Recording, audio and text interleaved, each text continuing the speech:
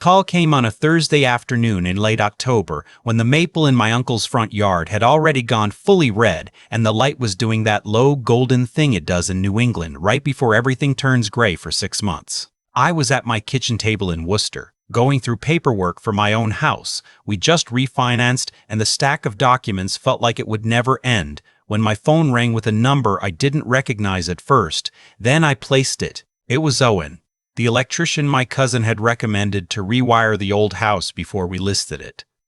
"Mr. Hensley," he said. There was a pause before anything else, the kind of pause that tells you the person on the other end has been sitting with something for a little while before deciding to call. "I think you need to come out here. There's something I found that I don't think I should touch." I asked him what he meant. "It's not an emergency," he said. "Nobody's hurt. It's just, I think this belongs to you, and I think you'd want to come alone if you can."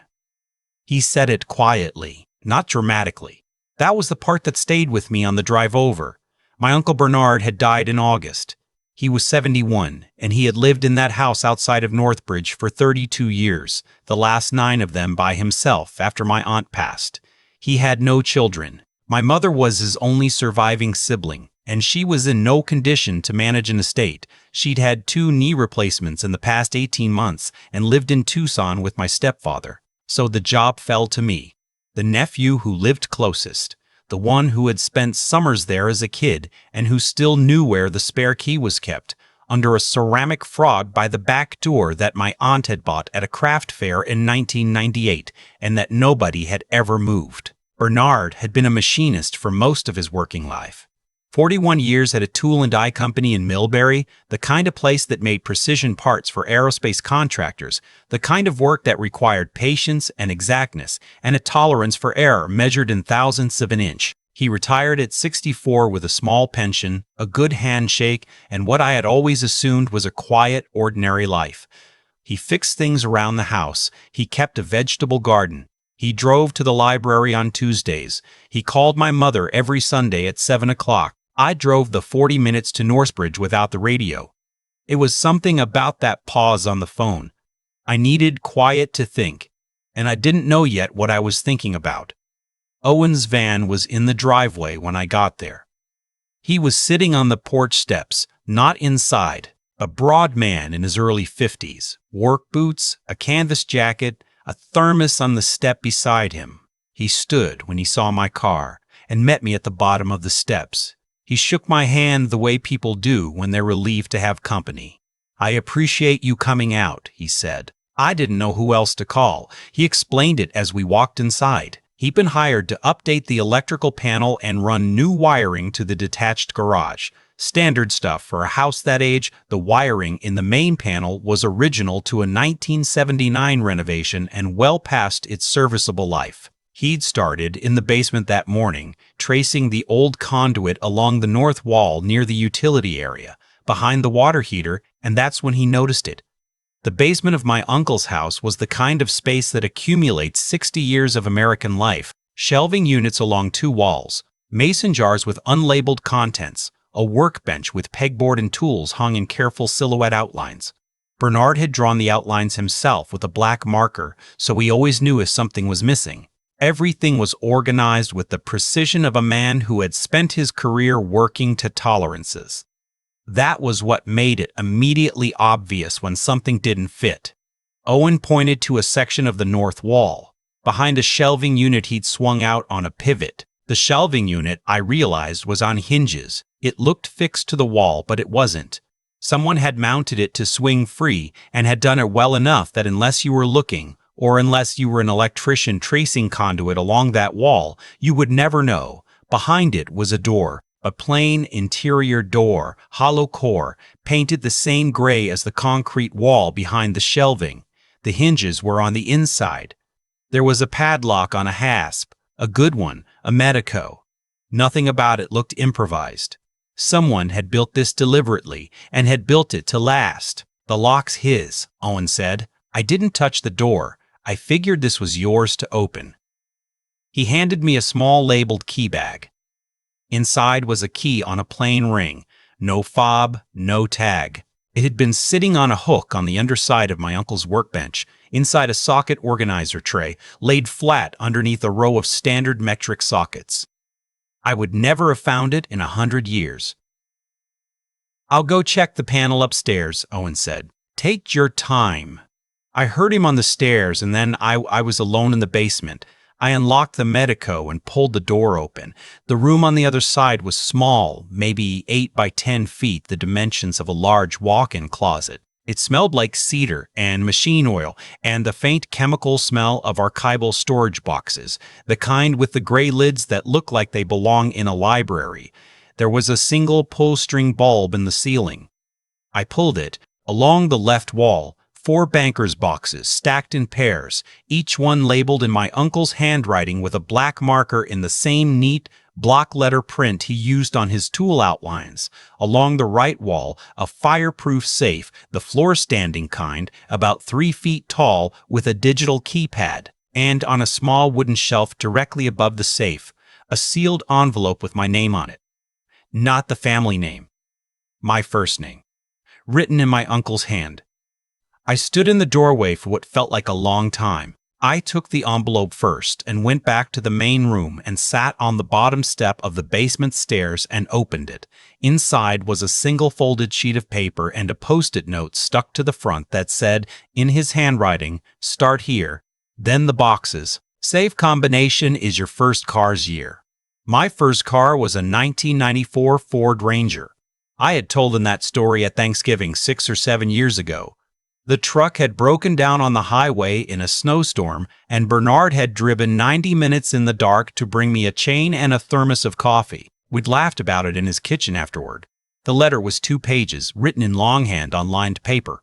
The same careful print, the letters formed with the deliberateness of a man who had been taught penmanship in school and had never stopped caring about it. He wrote that he was sorry for the way he had chosen to do this. He wrote that he had thought about talking to me directly more than once, and that each time he had decided against it because he believed that what he was leaving me was more persuasive than anything he could say out loud, and that he had always trusted documentation over conversation. He wrote that there were things in those boxes that he had spent 11 years collecting, and that he hoped I would look at them carefully before I decided what, if anything, to do.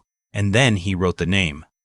Thomas Reinhardt. Thomas Reinhardt had been Bernard's supervisor for the last 14 years of his career at the Tool and Die Company, the man who had been promoted to plant manager in 2003 and who had, according to my uncle's letter, spent the better part of the following decade doing something that Bernard had noticed gradually, and then all at once, the way certain things become visible only after you've been looking at them long enough from the right angle. I carried the boxes upstairs to the kitchen table one at a time. It took me 2 trips. Owen finished his work in the panel room and came through the kitchen to tell me he'd be back Friday for the garage run. And he looked at the boxes on my table and at my face and said quietly, "You okay?" And I said I thought so, and he nodded and let himself out the front door. I spent the rest of that afternoon and most of the evening going through the first 2 boxes. The picture they built, document by document, was this. Thomas Reinhardt, in his capacity as plant manager, had over a period of roughly 9 years systematically approved outsourcing contracts with a vendor called Precision Source Partners LLC, a company that existed on paper in Delaware with no physical address, no listed employees, and a registered agent that turned out to be a law firm that processed incorporations by the hundreds. My uncle had documented this. He had printed the Delaware Division of Corporations records, highlighted the relevant fields, stapled them to copies of the vendor contracts he had obtained from a contact in the purchasing department, and cross-referenced them with the monthly invoices he had collected over 9 years. He had also, with the patience of a man who had spent his career measuring things to a thousandth of an inch, calculated the cumulative value of those invoices. The number on his typed summary, which he had placed at the front of the second box with a paper clip and a sticky note that said conservative estimate, was $412,000 over 9 years. I read that number twice. Then I read his summary paragraph below it. He wrote that he could not prove, from public records alone, who owned or controlled Precision Source Partners. He wrote that he had been unable to find any evidence that the company had ever performed actual work. He wrote that the outsourcing contracts it received had consistently displaced work that had previously been performed in-house. Work that had, in 3 specific cases he had documented, resulted in layoffs on the shop floor. He named the 3 men. He knew their names. He had worked beside them. One of them had been 2 years from full pension eligibility. I had to stop reading for a while after that. In the 3rd box were the records from after his retirement. My uncle had continued. I don't know why I was surprised by this, but I was. He had left the company in 2017, but the documentation didn't stop there. There were printed news articles highlighted. There were records he had obtained through public records requests to the town and state. Reinhardt had gone on after leaving the company to consult for 2 municipal procurement offices in the region, and my uncle had been tracking the vendor patterns in those offices the same way he had tracked them at the plant. The patterns were similar. Different vendors, different contract types, same structural absence of anything that looked like real work being performed. His typed summary in that box was shorter. He wrote, I am an old man and I am tired and I know that I may be wrong about some of this, but I have been doing precision work my whole life and I know what a measurement looks like when it's been adjusted to hide something. I am leaving this to you because you are the one in this family who knows how to talk to people I don't know how to talk to. I'm sorry I didn't say any of this to your face. I should have. I wasn't sure you'd believe me without seeing it first. I sat at that kitchen table for a long time after that. The refrigerator hummed. A car went by on the road outside. It was almost 10 o'clock. I thought about my uncle on Tuesday mornings at the library. I had always assumed he was reading. He probably was reading, but I understood now that he was also doing this, printing records, cross-referencing, adding to a filing system that he had been building for over a decade with the same method and patience he had brought to every other thing in his life. The safe held 2 more items. The combination worked on the first try, 1994. Inside was a thumb drive in a small plastic case, labeled in his handwriting, scanned copies, all boxes, and a passbook for an account at a local credit union. The account was in my name. I had not known it existed. I called the credit union the next morning when they opened, and a woman there confirmed that the account was real and that I was listed as the sole beneficiary and that the current balance was $61,420. He had been depositing to it for 8 years. Small amounts, regular intervals, the way a man saves who has learned not to expect windfalls. I drove home that night and sat in my own kitchen with my wife Ruth, and I went through it all with her from the beginning. She is a steadier person than I am in these situations. She works in hospital administration, and she is accustomed to reading documents carefully and drawing conclusions slowly. She went through the summary pages from each box, while I made coffee, and she didn't say much until she was done. When she looked up, she said, Your uncle built a case, a real one. I asked her what she thought we should do. She said we should find someone who knew what to do with it. We did not contact the company. Bernard had worked there for 41 years, and even now I wasn't sure that the right people there were the right people to call. Instead, through a friend of Ruth's who worked in the State Attorney General's satellite office in Springfield, we were connected to an attorney in Boston who handled financial fraud cases, a woman who had spent 8 years as a federal prosecutor before going into private practice. Her name was not on any billboard. She had been recommended 3 times through 3 separate people before we got to her, which felt right. She agreed to meet us on a Tuesday in November, and she sat across from us in a small conference room and went through the summary documents without speaking for 45 minutes, while Ruth and I drank bad coffee and looked at the carpet. When she finished, she took off her glasses and set them on the table and said that what my uncle had produced was, in her professional opinion, one of the most methodical private documentation efforts she had encountered. She said he had understood, without being a lawyer, exactly what mattered and what didn't, and that he had been careful enough not to overstate what he could prove. She said the vendor fraud documentation was actionable. She said the post-retirement material would be relevant context, but was harder to pursue directly given the different jurisdictions and the passage of time. She also said that this kind of case moved slowly, and that slowly was the appropriate pace for it. What followed took the better part of 2 years. I will not walk through all of it because most of it was waiting for document requests, waiting for the process to do what processes do when they are working correctly. Thomas Reinhardt, to his credit or his detriment, depending on how you looked at it, had been careful. But my uncle had been more careful and had started earlier, and the record he had built was not something a careful person could undo after the fact. The company, when presented with the documentation through proper legal channels, conducted its own internal investigation. That investigation took 7 months and resulted in a finding that my uncle's instincts had been correct about the core of it. The civil recovery action that followed was not the end of the world for anyone involved except the people who had lost work in those 3 layoffs, and by then 2 of them were retired and 1 had died. I think about that sometimes. Thomas Reinhardt settled. The terms are not mine to disclose because they are not mine to own. The company made a contribution to a fund for former employees that was meaningful in dollar terms and that my uncle had, apparently, specifically suggested in a letter he had written and included in the 4th box in an envelope marked Possible Resolution. He had thought about the ending too. The credit union account, the $61,000, is still sitting where he left it. Ruth thinks we should use it. I think I'm still figuring out what he meant it to be. He didn't say in the letter, he just put it there. Regular deposits, 8 years, and left the decision to me. I think that was intentional. I think he understood that the money itself wasn't the point, and that I would eventually understand what the point was, and that in the meantime, the best thing was for it to sit quietly the way he had taught himself to sit with things that didn't have easy answers. I still go over to the house sometimes, even though it's sold in the spring. The new owners are a young couple from Providence who are planning to gut the kitchen and put in an island. Which seems right. That kitchen was never much to look at. I don't go inside. I just sit in the driveway sometimes on the way back from somewhere else for a few minutes and look at the maple out front.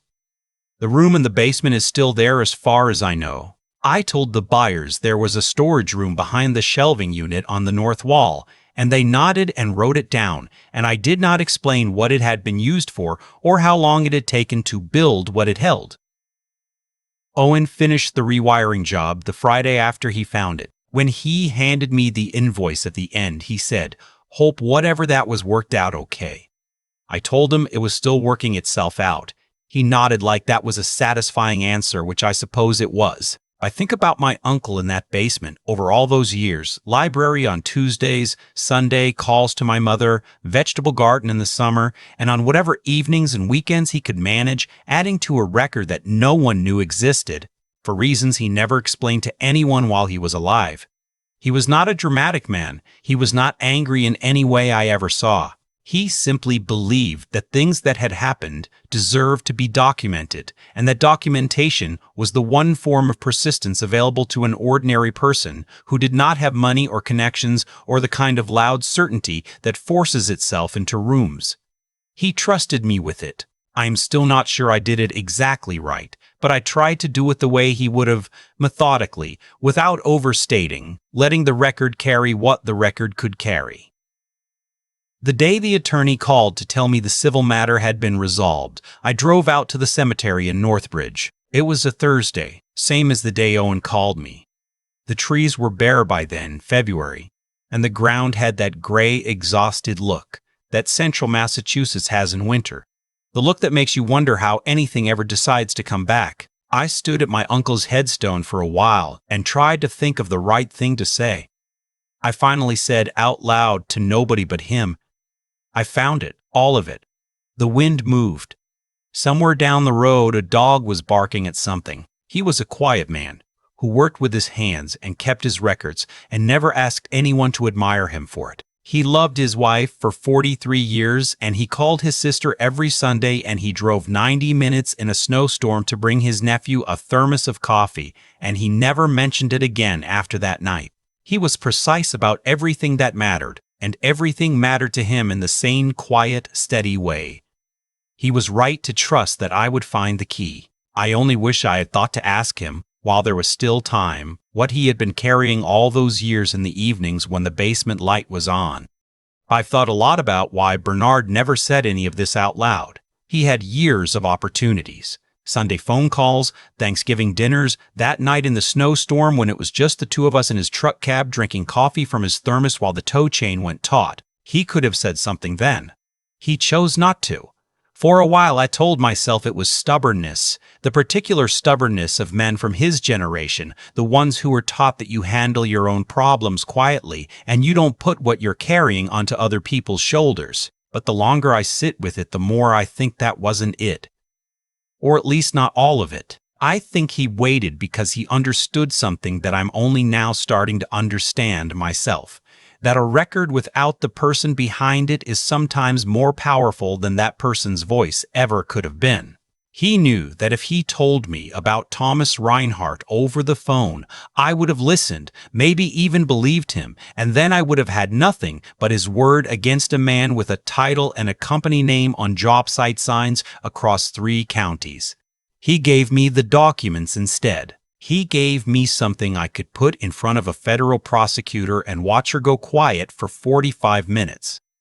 That's a kind of intelligence I don't think it's talked about enough. Not cleverness. Not the fast kind of smart that wins arguments in the moment. The slow kind. The kind that knows the difference between what feels true and what can be proven and chooses to spend 11 years building the latter. Bernard was a machinist. He measured things for a living. He understood that the measurement that matters is the one that holds up when someone else checks your work. There's a version of the story where he gave up, where he sent the anonymous letter to the district attorney's office, got no response, and decided that was the end of it. A lot of people would have. A lot of people do. The thing that had been done to him and to those 3 men on the shop floor, one of them 2 years from his full pension, was real. And it had gone unanswered for over a decade, and nobody in any official capacity had done anything about it. Giving up would have been reasonable. It would have been understandable. I don't think I would have blamed him. He kept going anyway. Not out of anger, as far as I can tell. I never saw him angry about it, and I think I would have seen it if it had been anger driving him. It seemed more like a conviction, a belief that the record mattered whether or not it ever went anywhere, because the record was the truth, and the truth deserved to exist in a documented form, even if nobody ever acted on it. He believed in doing the work correctly, even when no one was watching, especially when no one was watching. I think about that when I'm tempted to cut corners on something, when it feels like no one will notice. Bernard spent 11 years doing careful, meticulous, invisible work in a basement room that nobody knew existed for a result he wasn't certain would ever arrive. The room didn't exist because he was secretive by nature. It existed because he understood that some things are worth doing at full effort regardless of the outcome, because the effort itself is the statement you're making about what you believe. Ruth was right. He built a case. And Owen was right to step back and let me open the door myself. I hope I did it justice. I think I did. I tried to be as careful with it as he had been, and that felt like the only real way to honor what he'd left me.